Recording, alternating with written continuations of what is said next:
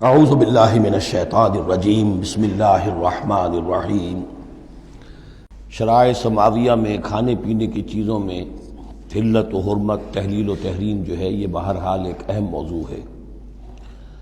یہ موضوع آپ کو یاد ہوگا سورہ بقرہ سے چل رہا ہے مسلسل، کہ مشرکانہ اوہام کی وجہ سے ان کے ہاں بہت سی چیزوں کے بارے میں نسل بعد نسل کچھ چیزیں ذہنوں میں بیٹھ گئی تھیں کہ یہ چیزیں حرام ہیں، اور یہ کہ اس قسم کی چیزیں جو ہیں پھر ذہنوں سے، دلوں سے، مزاجوں سے نکلنے میں بہت وقت لیتی ہیں اور بار بار جو ہے اس کی طرف توجہ دلانی پڑتی ہے۔ فرمایا یا ایھا الذین آمنوا، اہل ایمان، لا تحرموا طیبات ما احل اللہ لکم، نہ حرام ٹھہرا لو ان پاکیزہ چیزوں کو جنہیں اللہ نے تمہارے لیے حلال ٹھہرایا ہے، ولا تعتدوا، اور حد سے تجاوز نہ کرو۔ یہ بھی ہوتا ہے کہ کچھ لوگ اپنے تقویٰ کے جوش میں اور بہت زیادہ نیکی کے جذبے میں بھی بہت سی چیزیں کہ جو حلال ہیں ان کو اپنے اوپر حرام کر بیٹھتے ہیں۔ ان اللہ لا يحب المعتدین، یقیناً اللہ تعالی حد سے تجاوز کرنے والوں کو پسند نہیں کرتا۔ وَكُلُوا مِمَّا رَزَقَكُمُ اللَّهُ حَلَالًا طَيِّبًا، کھاؤ ان چیزوں میں سے جو تمہارے رب نے تمہیں دی ہیں، اللہ نے دی ہیں، جو حلال بھی ہیں طیب بھی ہیں، حلال ہوں قانونی طور پر، صاف ستھری ہوں، پاک ہوں۔ وَاتَّقُوا اللَّهَ الَّذِي أَنتُم بِهِ مُؤْمِنُونَ، اور اس اللہ کا تقوی اختیار کیے رکھو کہ جس پر تمہارا ایمان ہے۔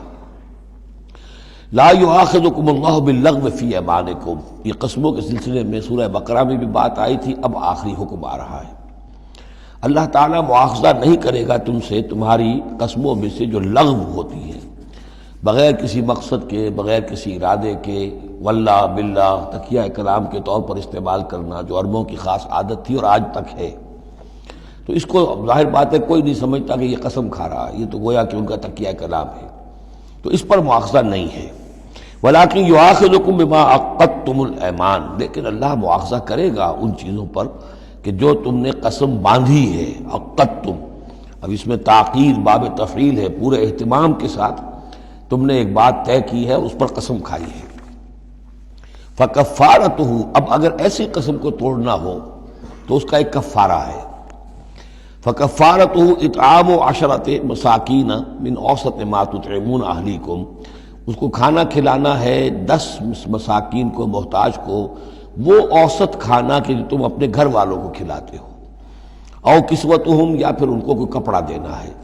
او تحریر رقبہ، یا تیسری شکل یہ ہے کہ کسی غلام کو آزاد کرنا ہے۔ فمن لم یجد، اور اگر کسی کے پاس ان تینوں کی کوئی صورت موجود نہ ہو، کوئی بالکل فقیر ہے اور بالکل اس کے پاس کچھ نہیں ہے، مفلس ہے، فصیام ثلاثۃ ایام، تو 3 دن کے وہ روزے رکھے۔